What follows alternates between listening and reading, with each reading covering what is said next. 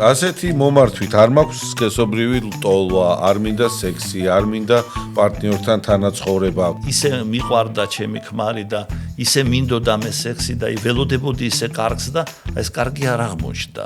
ეს აწუხებს ქალს და კაცს და იმიტომ მოგმართავთ თუ ეს არ ნიშნავს რომ ორგაზმები შეიძლება ქალს ქონდეს სრულფასოვანი, მაგრამ სექსი მაინც არ უნდადეს. აი მანდრახტება, რატო? რომ უნდა რომ ქმარს ასიამოვნოს და ხალი აკეთებს ორგაზმის სიმულირებას. ნუ ეგ ციცრუეს ცხოვრების ტოლფასია, რაც დიდი ხანი არ გაძლებს. ვერ გაძლება. აი თერაპიას ვინ უფრო კარგად ექვემდებარება, ქალი თუ კაცი? ქალის სექსუალური დისფუნქცია უფრო ხშირია ვიდრე მამაკაცის. ბევრს გონია რომ ექიმთან მისვლა არ უშველის ამას. ყოველღამე როგორ არ მიდგება კაცო?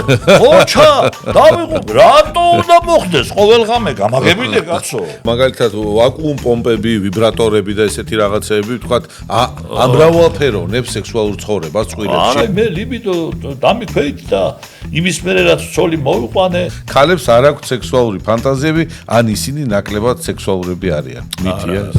აბსოლუტური მითია, ბოროტი მითია. არ სწავლა ამ პროცესის, არ დაინტერესება. ორივე უცოდინრობა. ვერ იქნება ქალი მხიარული, თუ მას არ აქვს ჰარმონიული სექსი.